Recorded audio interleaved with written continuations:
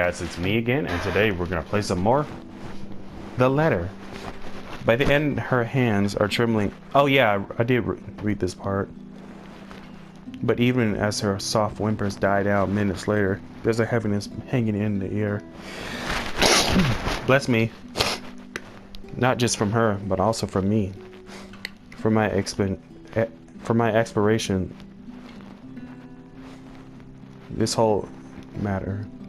Over this whole matter, from my own frustration over her stupid superstitions, when she could do us all a favor and grow a backbone. She may be young, but she's no longer that young. It's about time to put it, and it's about time to put an end to this. She can't keep going on like this. She's still got plenty of years to live out. And what if she goes home? What if we're no longer there to keep her fears in line with what's real? What will she do then? The more I'm afraid for her. I'm more afraid for her, for what kind of imagination will do to her than what some imaginary monster would. But with the matters she's looking at me like right now, there's an expectation in it, a hope, a plea sewn together. She wants me to believe her this time. If it's like that, then what am I supposed to say now? Oh, let's be considerate. As much as I want to set her straight, a reprimand isn't what she needs right now. Yeah, I don't think Isabella would, doesn't need to be lectured, especially when she's frightened. With that pouty face she's giving me.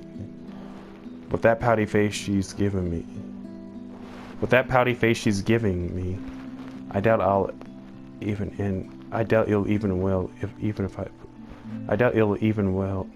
doubt it'll even end well if I push it. I know her. When she wants to be stubborn, she's stubborn. But there are moments when she can be increasing to times when she'll be more accepting of what I tell her, despite her inclination to disagree with it. That talk can wait. In the meantime, I'll be the ear that listens to her without judging her, without criticizing her, despite my own opinions on it. You should have called me. She stares at me like I've grown another head and a laughter slips out before I can stop myself. There? I can't do that! What will you do? Hit her with a book? You'll be dead before that happens. And That isn't what I'm talking about. After you got out, you should have phoned me. You didn't have to go to Zachary's. The corners of her mouth curl up, a sheepish smile. By general definition, but this is Isabella. Her smiles are never half-hearted, never lacks her high spirits. In spite of this, I know everything's going to be okay, somehow. After all, she's learned how to pick herself up long ago, long before we met. oh, yeah. Sorry. I don't even remember how I ended up in Zach's place. I was in a hurry to get out of the office, and it was already late. Besides, I don't really think you'll believe me if I wake you up over something like that. That's beside the point. True or not, there are people who will always be concerned about you. Right. There's Zachary, but he's the first person you went to, and you didn't tell him anything. You just slept there. There's Ashton too, and me.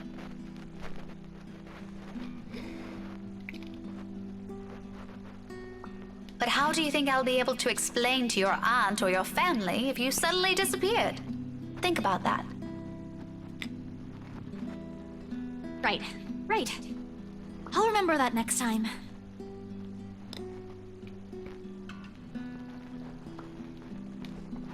Then she grins. playful and mischievous, a preamble to an old banter. It's still not quite there, and still not quite her usual self, but with it. I know we're bound to get her back soon. Mom. I told you not to call me that. I send an elbow to her side for added measure, but when laughter follows a familiar gesture, none of it is expected. This is what's comfortable. This is how we found an equal ground despite our stark differences. For a moment, I can accept things as they are. Afterwards, a hush stretches out before us. For Isabella, this is rare. This isn't her.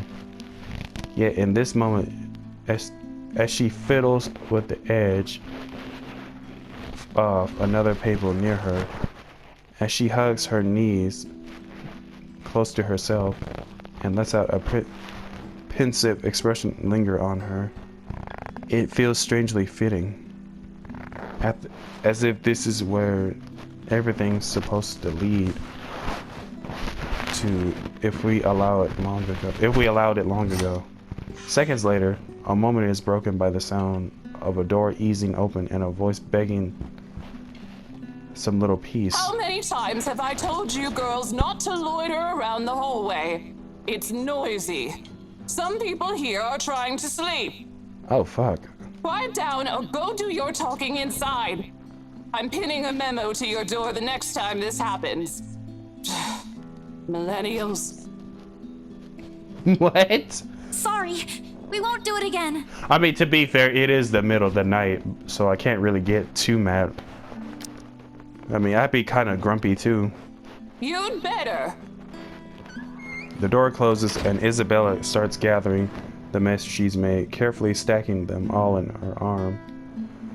At a loss for what to do, I help pick her up, and for the first time, I get a closer look at it. Completely unintentional, of course, but it catches my attention. Nevertheless, a confused frown makes its way to my face. Why is she looking through this? I look to her for an explanation, but she merely ignores the question in my eyes. Takes the paper off my hand and finishes cleaning up. The last paper she puts on is a letter. On top is the letter. The one she supposedly found in the mansion. And what? Ow. Sorry, I picked my nose hair and it hurts. What's probably the root cause of this odd behavior. I shoot her a questioning look for that too. But all she gives me is a smile. And in the halting tone, so completely unlike her. Becca, I'll find a way out of this. You guys don't have to worry about me. Anyways, I should go. I'll see you later. Where are you going? Getting myself some food. Don't wait for me. Isabella walks away before I can stop her. Before I can remind her, I brought food enough for the two of us. She quickly disappears down the stairwell, while I'm left standing in an empty hallway, holding 2 bags of food of takeout. Damn, one of them will go uneaten tonight. Just an innocent passing through. On that, I don't dwell much on as I head back to my room. I ignore all of it in the same way I've assumed I won't ever encounter that douche again.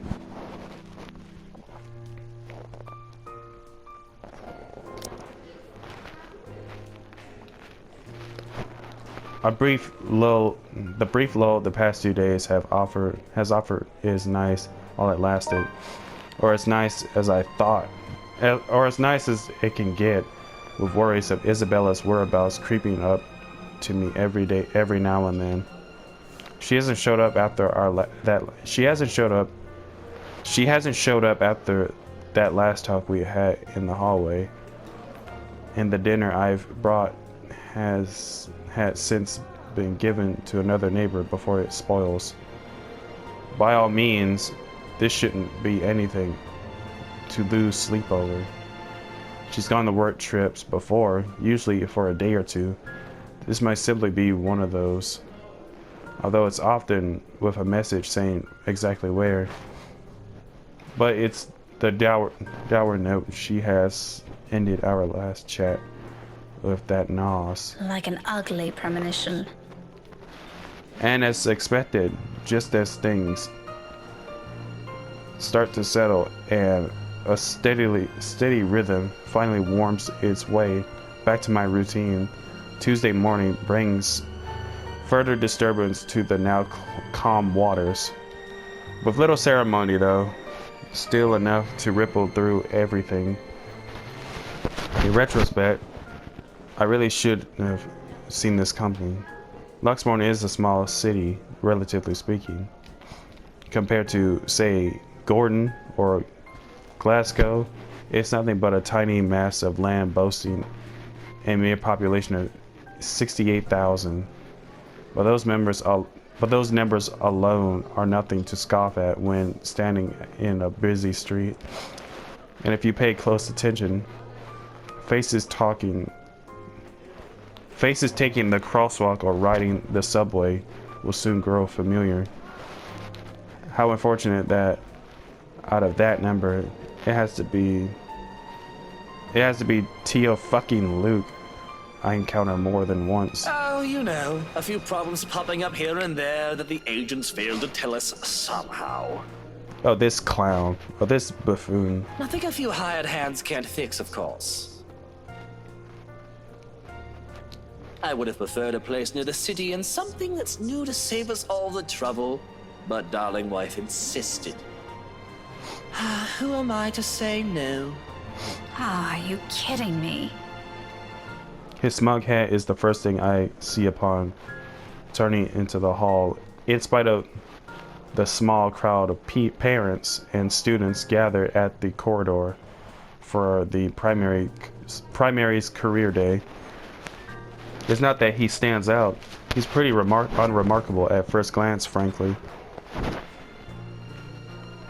However, it's his countenance that draws people's eye to him. The matter he carries himself with all the confidence in the world, his mere presence dwarfing everything around him. I am willing to make a bet he's also enjoying the attention it garners him, especially ones coming from the women. What an ass. A single glance at him and I know immediately that day that one way or another, if we ever bump into each other again, my day will effectively be ruined in some capacity. He also exudes that air. The sort that makes you want to run him over with a lorry and pass it on as an unfortunate accident. Oh wow. With him, it's either you want to punch him or let yourself be charmed. There's no in between. I'll gladly do the honor of the former myself, but alas, there are people around us. Now I'm stuck with having to face one of the two. I shouldn't have volunteered. At the time, helping out sounded like a good idea. I've no classes left today until after lunch. I could have opted to stay at the teacher's lounge and work on my lesson plans, but that means being left alone with our deputy head and his chatter. He's a good man, but Crivens, he could talk anyone's ear off. So the moment an opportunity arose, I jumped on it. It's a simple task to boot. Just deliver a whole box of materials and a few posters for the event. Maybe stay around to assist if time will allow it. I just wasn't expecting him to show up here. Out of the frying pan and into the fire. Had I known, I would have stayed and suffered through our deputy's impromptu speeches about his life crisis instead. But what's done is done. Going back is also out of the question, with how unexpectedly unexpectedly heavy the load I'm carrying is. I'd hate to lug this for a trip back just because my pride can't take another second of interaction with the guy. He's insufferable, alright, but I've had my fair share of dealings with teens of more or less the same temperament, all considerably younger than him, and they listened. If he wants to be difficult like last time, so be it, but he can't bet his sorry English ass I'm not standing down. But left with no other choice, I brace myself and suck in a breath, mustering a bit of patience I have as I step into the hall. My grip on the box tightens when I pull it closer to me in an attempt to assume a low-key air as I amble towards the room. The box is not big enough to hide my face, even with the stuff piled on top of it, but if all else fails, I can just hit him with it. Still, a small prayer forms in my head. If there's even one listening out there, please grant me enough restraint. Better yet, I hope he doesn't notice me at all. That'll definitely make my life easier. Suddenly, how hard can it be? He's standing a few ways from the door, and there's plenty of people between us to use for cover. If I'm careful, I can just go in, hand in the stupid box to whoever's in charge, forget every plan of staying longer than necessary, and step out as soon as I can. Easy as pie.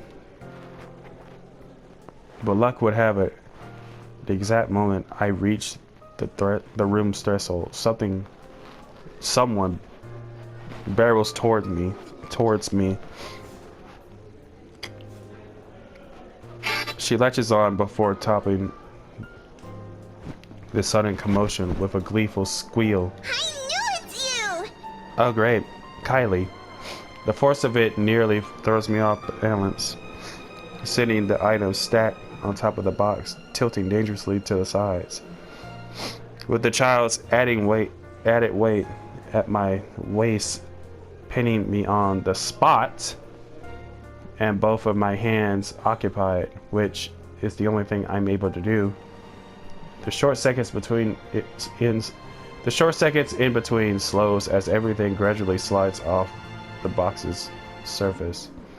Under different circumstances, this would have made for a funny story some other time, comical even, until another set of hands reaches out and steadies the poster, threatening to take a nosedive right to the front. Careful now, Daisy. Don't make a mess here. My entire body freezes. Upon hearing his voice alone, an irrational impulse to hit him immediately bubbles up. Before my limbs could catch up with what my brain is currently screaming at me, he moves to take the burden off my arms. Irritation gives way to surprise, then confusion.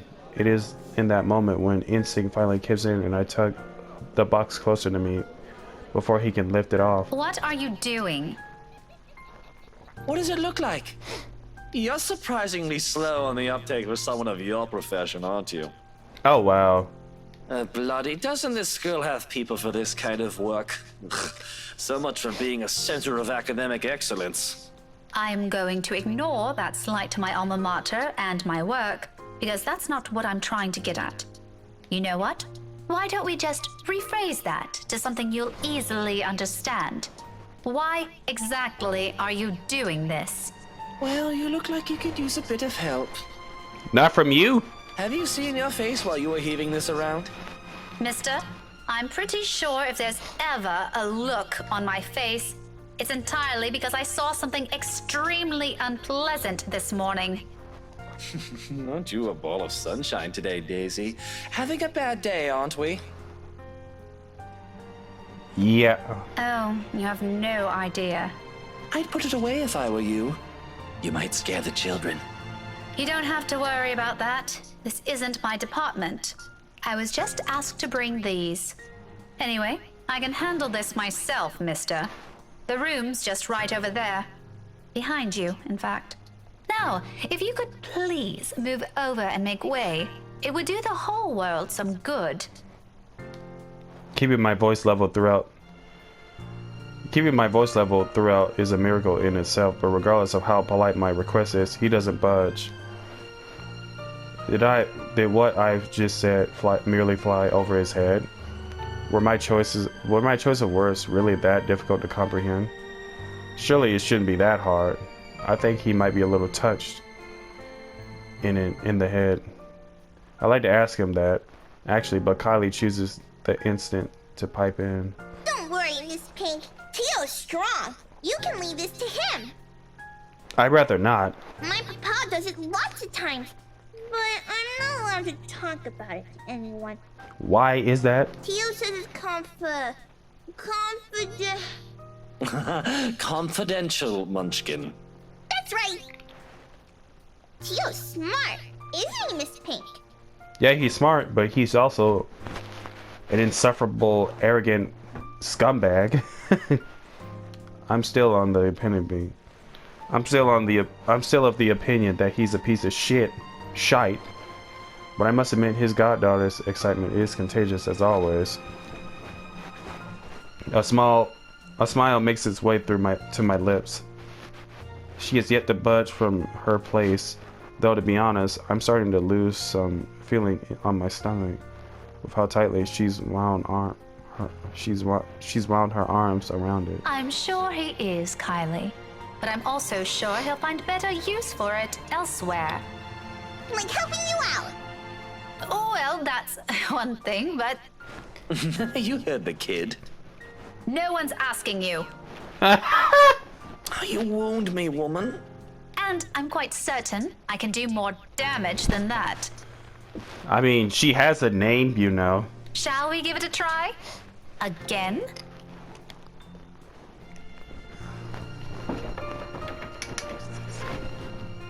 He pales and stammers for a bit until he ultimately decides against saying anything and settles for a brief show of discomfort instead. He's probably having flashbacks from the last time we met. His composure, when he finally regains some of his bearings, says it all. It's nothing short of hilarious if I do say so myself. I'll have you know that threats never work on me, Daisy. That's not her name. Not in a million years, not ever. You're assuming it's a threat. You know, she's lucky that she didn't do more than kick him in his junk. How cute. That too. I'm not scared of you. Just because you landed a hit. Do go on. Keep telling yourself that. It was a fluke, you hear? I was caught off guard and your damn book left a dent. Oh, okay. Cussing in front of kids is something I don't tolerate. If I end up in a hospital because of what you did, I'm sending the chief of Luxburg Police after you, woman. I have a name. You don't say. He doesn't. She has a name, you know. Just give me that bloody box. He snatches it out of my arms before a single word of protest exits my mouth and quickly disappears behind the classroom. Not that it matters who brings it in now. My prior irritation has already melted into amusement. He's not so bad once you figure out how his temperament works. It's almost similar to a child. Though I have to ask, Kylie, did your Tio eat something bad before coming here? He's unusually nice today. I mean, I don't know, man. A far-fetched idea, I know, but it's only the only reason I can think of why this arsehole or asshole is suddenly acting like a decent human he's quite frankly far from being. First and foremost, we didn't end our last meeting on a good note. If I were him, I'd avoid the very person who put a dent on his skull, as so he aptly put it. I mean, he deserved it though, and that's one of the things that he's done. Like, I mean, we know he loves his goddaughter, but does he love Hannah? Probably not. Not in the way you think he does. Mike's acting friendly 2 days later. He always is. But I made him promise to be extra nice to you since you helped me so much. I think you're gonna be great friends. I'm not so sure about that. I quickly stomped the urge to groan loudly or gag at that. He's the last person I want to be chummy with in this whole city, but Kylie doesn't need to know that. Are you sure it's not something he ate during breakfast? I gave him some jelly babies this morning. Of course. Really brought me lots of them. Mama said I should share, so I offered half of it to Tio when he picked me up. He likes the black ones. Oh, that's probably why he's weird. Jelly baby overdose. He could have done everyone a favor and choked on them while he's at it. You want some? I've got more. I'm good. I couldn't find Melody or Takako this morning, but I'm sure they'll be fine sharing some of it with you. No, I'm not really very fond of them. I was just asking. I never tasted jelly babies. Oh, where's your mum, by the way? Out of town with Papa. Of course. That makes a whole lot of sense. An unexpected bag hits me at her words. The statement, though innocent enough, unearths a whole trunk of memories from childhood, so eerily familiar. Nights spent eating dinners alone. The number of days coming home to an empty house, growing with each passing year, and sometimes several Christmas eves spent with relatives instead of my own family. It's too late to think about it now. But when I remember, the dull ache is still there, familiar though lessened by the years now. Beside me, Kylie took a step back, having gotten tired of clinging on to me. There's nothing but cheer in her. She doesn't seem too affected by the fact. Although it makes me worry. It makes me wonder how much of it is real. How much is there to mask the loneliness, if there's even one? What a lucky child. Weren't they informed of career day beforehand? Yeah, I told them all about it. Mama was looking forward to it. And they still left? Uh-huh. It's important business, so it can't be helped. What important business? Okay. They promised to tell me about it when they come back tomorrow, though. Papa said he'll give me a gift if I behave. I've been a good girl, right, Miss Pink? You always are. But they asked they asked your Tio to look after you? For this? Nope, they didn't. Huh. No? Then how? It was supposed to be Tia. Mama likes her better than Tio, so she asked her, but she's sick and had to visit the doctor today. Of course. Oh, that's supposed to be a secret, by the way. Oh, but I think it's a bit confusing because Tio said she also went shopping. That's unfair. Don't you think so, Miss Pink? Mama doesn't allow me to go out when I'm sick. It's still okay, though, since Tio always buys me sweets before we go home. I'm gonna ask for a parfait today. Extra large. Don't tell Takako, okay? If I know who that is, listening to her like this, it's easy to get a picture of where Kylie's fondness for the guy comes from. She's far from a demanding child unless you made a promise of some sort. She never forgets those. She'll make friends with anyone, wherever she is. Buy her a few things and voila, you're settled. No wonder she's so attached to the man. The douche probably showers her with gifts whenever he can. I can't say if this settlement's the same for the latter, however. It doesn't seem like the type, and probably just does it for the sake of getting some peace and quiet whenever he's with the girl. Classic But techniques. before that, I'm gonna show him to everyone first. It's gonna be great. No one else has a gazillionaire fairy godfather. Is that even a number? Also, when I grow up, I'm gonna be exactly like him and marry someone really handsome, Why would you want to be like him? like Tia did. That way, I can be awesome too. There's some sort of misguided logic in there that I'd like to correct. But before I can say my piece, douchebag steps in, fresh out of the commotion from the classroom behind us, and plows into the conversation with every subtly a wrecking ball has. No shite given despite no one asking for his opinion. Munchkin, sweetie, trust me. You don't have to marry someone for that to happen. I mean, that is true. He does have a point, even though he is kind of a scumbag. I don't. Just do your thing, darling. I'm quite sure you can do great things on your own without lugging around extra baggage with you. Tia married you. Oh, wait a minute. Oh, yeah, that's right, Hannah. Kylie drops the statement without any sort of preface, and the moment it lands, the douche finds himself grappling with the conversation. Yeah, well, that's true, Munchkin, technically. But it's not the same thing.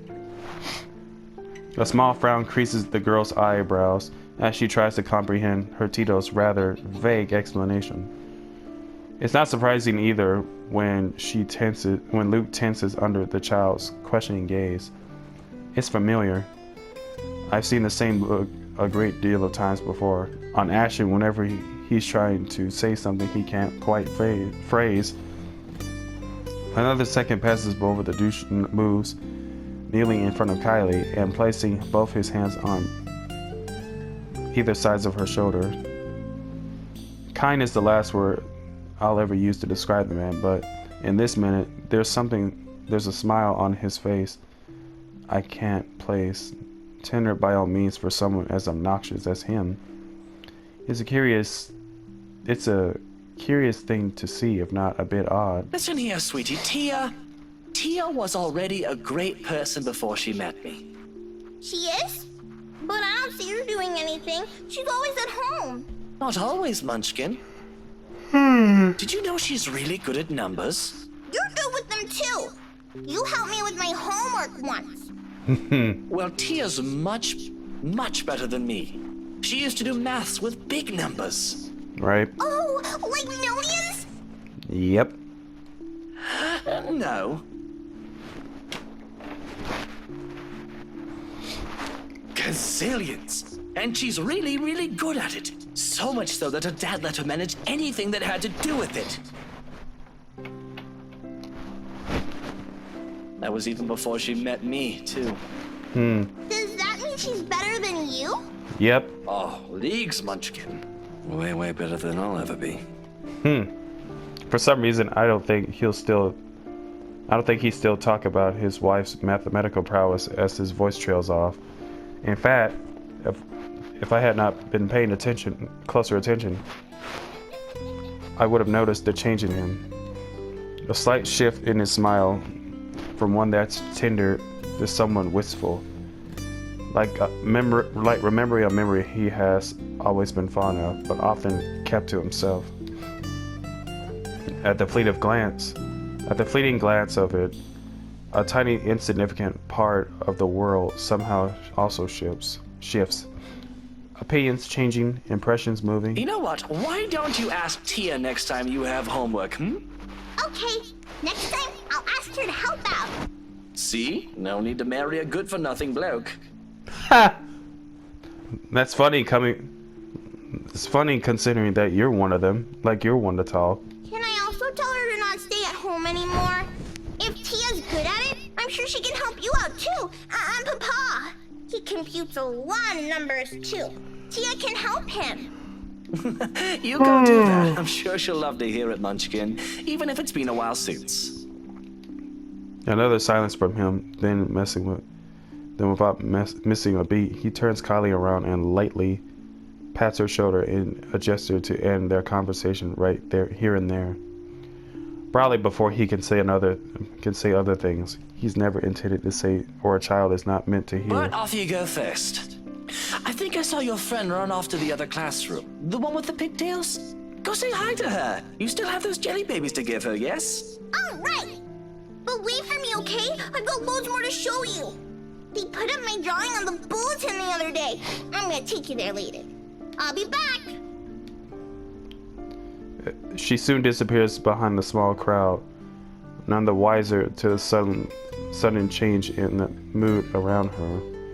Luke strengthens as soon as she's gone. The expression on his face grows less kind now that there's no one to reassure. Despite that, a chuckle still escapes me. His head quickly snaps at me, an accusing glare clearing in his eyes. Although it's less threatening now, considering what I've witnessed earlier. Funny how one person's impression of somehow can easily change you within that minute detail. Okay, look, he's an asshole to other people, but to his goddaughter, he's not that bad. Like I mean, look, if he was a decent person, then yeah, I wouldn't be. I don't think I would hate him a whole lot. Why are you laughing like that? Don't mind me. I just saw something surprising today. Don't let it bother you. Putting it like that won't make me any less inclined to ask. What is it, woman? I have a name, you know. She has a name, you know. I keep saying I, but I'm playing as Rebecca. That's why I'm saying I. If this is another one of your threats, I've already told you it isn't going to work on me. That good teacher act isn't going to fool anyone. What makes you think it has to do with you? Right? I could have just remembered something funny. Not everything in this world revolves around you, mister. Exactly. I am not daft, Daisy. That's not my name. I mean, that's not her name. I keep saying my because I'm playing as Rebecca, that's why. It's on your face for all the world to see. Now, say it so we can be done with this stupid talk. I let out another laugh. More to delay than to express any sort of amusement over the matter. In truth, I don't know where to start. One wrong move, one wrong word, and I might offend the man.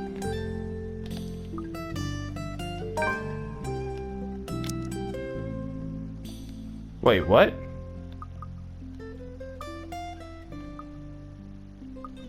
How do I go back? Oh.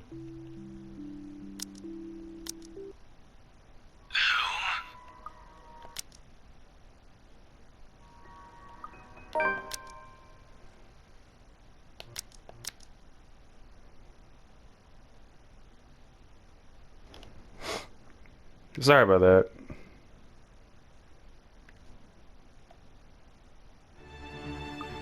Mister?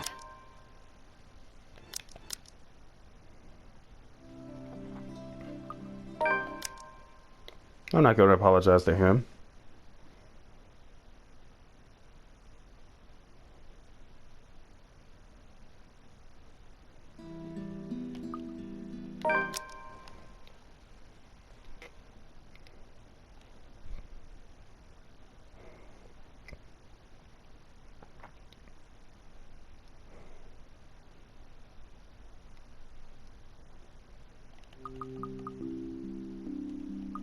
But off you go first. Oh. You really think that?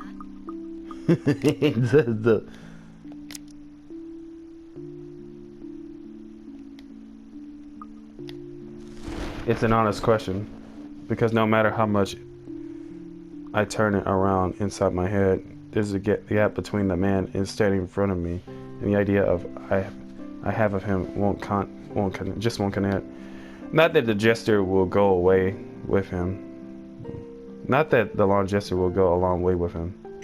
Something in his demeanor will tells me he's definitely not the kind of man who readily accepts such when excuse me, they are given to him. Rather, he feels entitled to it from the get-go, so long as you're standing in front of him. He expects it to be there, demands for it when he cannot see it in you. After all the insults we hurled at each other,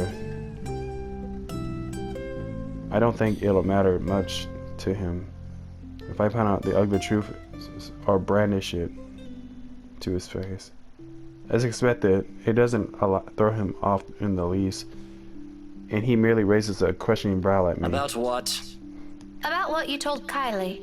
And don't you think she's a bit too young for that kind of talk?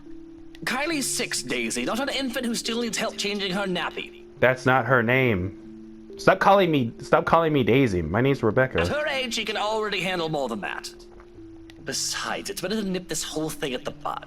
You know, before she starts thinking that a man's ego defines her self-worth. I certainly don't need someone else to define me. Why should any godchild of mine do? So, do I really think that? Yes. Yes, very much so. Why shouldn't I? Look. He might be an asshole, but I don't think he's that bad. All right, I get it. I'm sorry. You just didn't seem the type to me. I've intended to end the conversation right there and simply go my way. I no longer have any business here, and our deputy principal's stories sound more enticing the longer I stand here. With the manner Luke's almost ranting, I have a feeling this won't end if I say more. Though thinking about it, I should have left the second he has taken the box from me. Naturally, he doesn't get the hint. The type. And what, pray tell, would my type be according to your standards, woman? She has a name, you know. The sort I'd happily bury alive. Well, would you look at what's coming out of those pretty little lips? Watch the language, Daisy. You're supposed to be teaching children. My name is Rebecca, not Daisy. What would ever happen to this nation? You know what I mean. Oh, and you somehow find that tidbit funny. A little, I admit. That sort of wisdom is the last thing I expected to come from you. I mean, look at yourself. Pampered and pompous to the last hair. Yeah, considering the fact that you have a history of flirting with other women while you're being married. You've probably never been to this side of Luxborn until a few days ago. Daisy, just because I'm dressed miles better than the average bloke you see every day, doesn't mean I'm incapable of thinking on your level. That's not my name. Actually, I'm more surprised we aren't on the same page on this. I expected better from someone with enough balls to hit a random stranger with a bloody book. In public, mind you. Someone my goddaughter looks up to, even. Guess you can't have everything in this world, Well, of course, I'm... Oh, I get it. Running on presupposed notions, aren't we? My, what a dangerous thing to practice for a teacher. It doesn't have anything to do with... What is it this time, I wonder? Oh, wait, don't say it, let me guess. What do those random gossips in this bloody city usually say? Oh, right. You probably think I'd go with clingy, spoiled kind, didn't you? What? Where did that... how did you even come to that conclusion? Oh, don't lie to me now, Daisy. Rebecca. But just so we're clear, if I wanted an arm decor, I'd have gone with the first brainless munter I picked up on the streets. Aren't you married, though? I have standards, you know. Oh, of course you do. You have standards, yet you're flirting with other women while married. Okay. Okay. I haven't even said a word. I was just asking what you thought of it. Oh, but you were thinking about it or else you wouldn't have asked. Might as well get it out of the way, You are impossible. So they say. Tell me something I didn't know, Daisy. That's not my name. You... I really have no idea how anyone with half a brain can put up with you. Let me speak with your wife sometime. I'd love to ask her. That last remark just came out.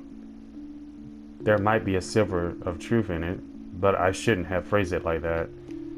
Even for my own standards or the kind of person I'm talking to, it's still quite rude. An apology is already at my throat, but the minute I open my mouth, all of what I've prepared myself to say dissipates.